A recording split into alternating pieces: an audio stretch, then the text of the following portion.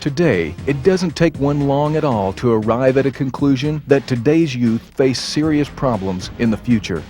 With family breakups, drug and gang activity, crime statistics, and the never-ending bashing by Hollywood, today's youth have been labeled everything from illiterate to dangerous.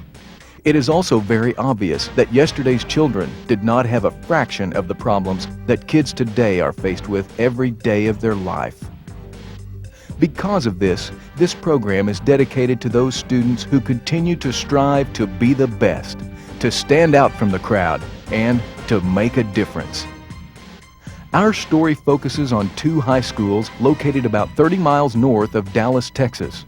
Lewisville High School in Lewisville, Texas, and a couple of miles away, Marcus High School in Flower Mound. Both schools have strong athletic and academic reputations dating back to the opening of both schools. As in most small-town situations in Texas, high school football is prominent on Friday nights. But add to this a school split situation, and you have yourself a real true crosstown rivalry. I think the fun part of this whole game is seeing both communities. One side all red, one side all maroon. Seeing those communities up there supporting those kids. It's an effort by all of the communities that serve these two schools. It's an effort to pull together and cooperate, and it's fun to see that happen in the stands. One of the things is, of course, Marcus High School evolved out of a split with Lewisville High School when our population grew to the point that we had to have additional high schools. And the fact that these youngsters associate together an awful lot. They interdate, Marcus kids date LHS kids and vice versa, and they're friends, and that goes a long way. The students handle it beautifully as far as the rivalry is concerned. Every once in a while you have a little incident, but just like here this week, things have gone quite well. We've talked to the kids about expectations, about farmer pride, which is something we stress all the time. And Mr. Sigler and I communicate, quite often about things that we can do together to show a positive front as far as the two schools are concerned. And there's good communication and good cooperation, and I think that says a lot. Not all rivalries are good. In various parts of the country, crosstown rival games are dreaded for their overwhelming potential for violence. But not here. I think it stems from when the two schools split, so there's lots of friendship and tradition that goes along with it. And most people take it as a positive thing. Of course, there are individual incidents where there's a negative feel, but most of the school has a positive input. Well, it definitely is important to win. Both schools are going to be trying their hardest, but at the same time, Lewisville, because of the both positive principles, I think we both have really good principles. They've set a high priority on keeping this positive, affair throughout the whole week. The community has gotten involved. The Dallas Morning News is coming down. They're bringing some of the Cowboy players to the game. This is the district championship, and so it's just really going to be a big deal, and I don't see any reason why it should turn into a negative affair. Well, I think this particular year, the fact that both schools are playing not only the last game of the year, but the district championship is riding on it, and I think it's great for the community. I think it's positive, it's healthy, as long as everything's kept in perspective. And the kids are going to play hard. It's a pride game, and you want to win, but at the same time, it's just a ball game that it's not a life or death situation, and it's got to be fun for the kids. These schools have seemed to find the recipe for creating positive rivalry environments, the encouragement of community involvement, incredible, exciting football games, and an overall event that is looked forward to by most, each and every year. Well, typically, again, before the games, the parents come in, have dinner, and then after the games, we get a lot of the kids and the booster club. Typically, after a Marcus game, for example, I will completely fill up the restaurant. We'll listen to the radio and hear the game, and within 10 minutes, coming down the street, you'll see the cars flashing their lights and honking their horns, and a lot of red and white sticking out the windows, waving their arms, and they'll pull into the restaurant here and come in the doors and completely fill up the restaurant. Every week we get Lewisville fans over here or Marcus fans, and now it's just going to be twice as much since they're both playing right across the street. Kim Hoagland and my boyfriend goes to Lewisville, and we are going to kick some butt. We have already decided we're not even going to talk to each other after the game, no matter what. We're just going to give a kiss and say goodbye. Because I got a lot of friends that go to Marcus. I mean, it's nothing like, we hate Marcus. It's just, on that Friday night, we're just out. We just want to beat them on that Friday night. It's nothing really negative. It's just we want to beat them that night. It's so exciting to go to it. It's like so many people show up. It's really fun. It's perfect. I love it. Do you think it's really good for the community Yeah. to pull everyone together? And I love to cheer at it. There's so many people, and everybody gets involved. Everybody does the parade. We have a doomsday parade and blackout pep rally and stuff. It's fun. Actually, I have one that goes to Marcus and one that goes to Lewisville. Really? Well, actually, I think there's more rival at my house than there is at the schools because we tend to aggravate the one that goes to Marcus. I tend to be really, I like to aggravate him over it. He knows I graduated from Lewisville, and he takes a lot of ribbing for it. I have my daughter who's on the Marquette. She's a lieutenant on the Marquette. She's on the 50-yard line, 6 feet tall, and she looks great. The whole team looks great. The squad looks great. The football players are the ones to watch on this side. The Marcus Marauders are the one to keep your eye on tonight. Trust me. Watch for yourself. When it is said that these two schools have an axe to grind with one another, they're not kidding. This game is the 7th annual Battle for the Axe. The winner of this game keeps the famous axe and displays it for a year, symbolizing the victory over their rival. It's just like a symbol of, we won and we're here and we're good. And, there's another part that's been here longer. It's just rivalry. It is rivalry, but it's a friendship when we become two schools. We're going to get the axe back!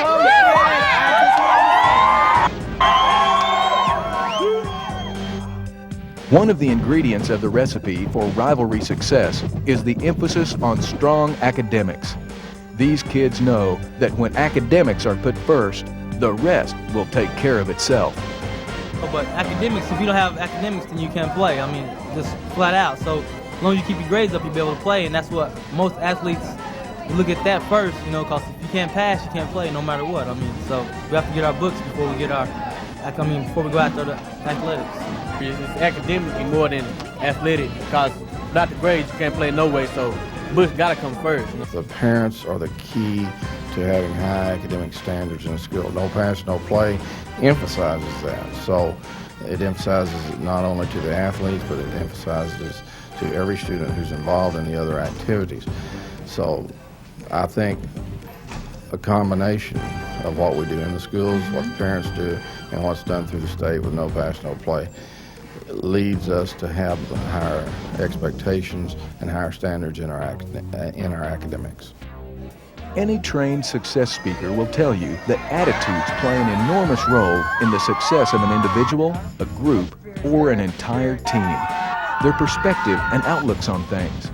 And with so many students involved in extracurricular activities, they are performing the balancing act of their life. The balance between school success and activity success. And with this balancing act, the kids in these schools do have goals. They know where they are and where they want to go. Things because grades should be first, because in life they really do come first. If you don't have good academics, then you really can't get very far in life. Are you planning to go to college? Yes, I'm planning to go to college and continue on with like a master's degree. I'm trying to get in the Air Force Academy right now, and I'm also trying to get into UT if that doesn't go through. I'm going to go to Southwest Texas, I think. What are you majoring in? I'm going to probably be a nurse. I want to be a nurse. So what is it that makes these schools different?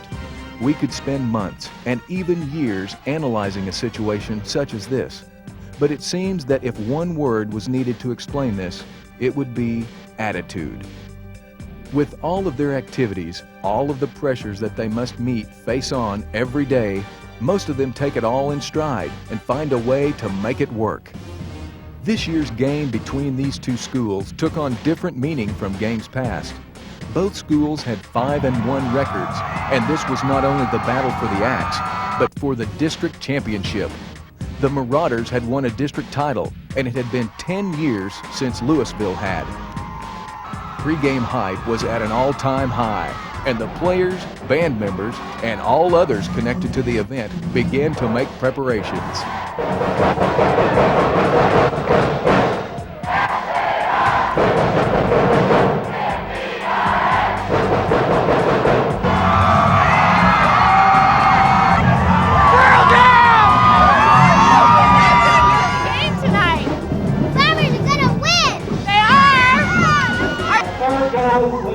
the crosstown rivals.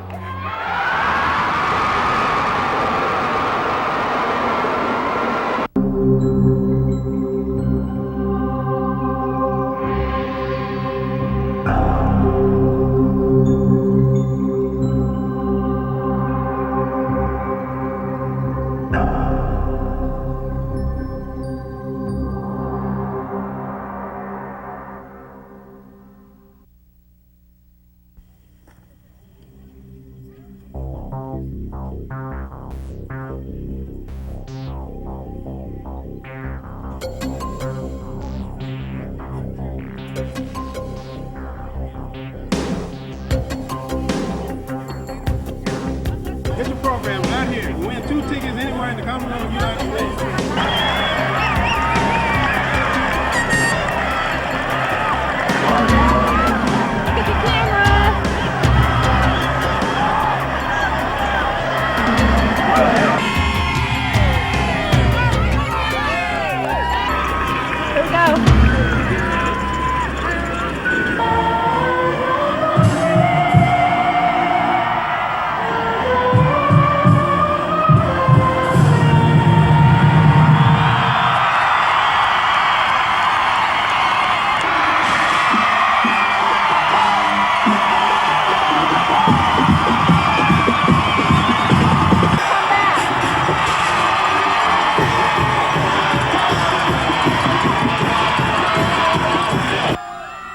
With 10,000 plus fans looking on, the game started in a manner which many had predicted. The Lewisville Farmers eating up the ground game, while the Marcus Marauders geared up their high-flying aerial attacks. Back to pass is France now looking left side. He's looking, throws over to the left side, intended for Jeff Boyd. Almost intercepted by Metro McHenry. Great defensive play. A great defensive play by Metro McHenry, and we talked about this one in the pregame. It's possible that Jeff Boyd will have his hands full with Metro McHenry because Jeff Boyd is not faster than McHenry, and Jeff Boyd has never played a player that plays both ways the way Metro McHenry can. France under center, 5-man front, coming hard are the ends. Throw out complete at the 45-yard line, down to the 40-yard line. I believe it's Kevin Nelm, and he finally stopped at the 39-yard line. A combination there of Dwight Hunter and Blaine Herring making the stop, but another first down for the Marcus Marauders. And Kevin Nelm had a big week last week, going over 100 yards in receptions, and it looks like Franz is not afraid to go to him here. Fired at the 32. It'll be a 42-yard kick to hold it down. The kick is up, and I believe it's got the distance. No, it falls just short of the crossbar, and you can hear the Lewisville fans cheer for that one. Still at their own 28-yard line, and fake end around McHenry takes the ball going outside at the 30, across the 35, down to that 37-yard line, and the first down of the Tim Singleton. No tight end, double wing set with McHenry and Mitchell. Handoff there at the middle. Blaine Brazil bulls off a tackle across the 45 to 50. The 45 pulls through to 40, and down to the Marcus 38-yard line. First down for Blaine Brazil. Taking a stop there was Rodney Wiggins for Marcus. And junior, Dwayne Brazil, a junior as he's called, runs a big run up the middle. Another first down for the Lewisville Fighting Farmers, and it looks like Dwayne Brazil could have one of those nights. We're put out wide right, wing right formation with Byron Mitchell. Nelson going around the far side across the 30, to 25, to 20, 15, 10, 5, touchdown, Chad Nelson!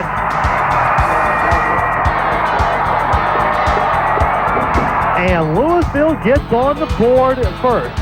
It was fairly obvious early that this would be another good night for the Farmers. For the second year in a row, their steamrolling offense was just too much for the Marauder defense. 10 left in the first quarter. Lone wide receiver out on the left-hand side, Tim Singleton. Handoff, Metro McHenry. Cuts back inside of the 20, the 15, 10, and down to the 8-yard line. Finally stopped there by the Marcus defense. As he picked his way all the way down, John Thompson made the stop. But inside the 10-yard line of Marcus, Lewisville keeps on moving. And another first down for Lewisville, and once again it's Metro McHenry spinning and juking and using that elusive and agile speed that he's got to elude the Marcus Marauder defenders. He is just doing an outstanding job tonight. Nelson under center facing a 7-man front. Pitch out Metro McHenry across the right side. Dives over the goal line for a touchdown. And you just had that feeling that they were going to go to Metro McHenry when the money was on the line and the touchdown needed to be made. There goes Metro McHenry, 4 yards for a touchdown. Under center Matt Kittle, the lone setback Harold Peters. Back to throw is Kittle. He's getting pressure from Baker, and Baker and Gorman combined for a sack at the 18-yard line. And with Metric McHenry, and the split backfield are Mitchell and Brazil. Brazil strips middle across the 45 to 50. He's losing the 45 down to the 40. Ronnie stopped at the 37-yard line of Marcus. Rodney Wiggins makes the tackle from behind, but another big gain for Dwayne Brazil. And we keep talking about how Dwayne Brazil is adding up the yardage. He could have 100 yards before the halftime, and that will certainly put him on a pace for 1,000 for the season. Second and 9. Lewisville to Marcus 15. Nelson coming near side across the 15 to the 10. 5. Breaks the tackle into the end zone for the touchdown. And what is this? In the past few weeks, Chad Nelson has become Mr. Touchdown for the Lewisville Fighting Farmers. That's number 2 for Chad Nelson on the night. What an amazing run, keeping on the option this time. Right side, one to the left. Back to throw his friends. Pressure from the outside. He steps up in the pocket. He's okay. Take it down from behind. But Pete Bonenberger. And even though the game was decided fairly early, it still hits hard to those who have ended up with the short end of the stick. And the touchdown, Metric McHenry! The thrill of victory and the agony of defeat obviously applies. After the dust settles, however, most of these kids feel that they cannot be defeated.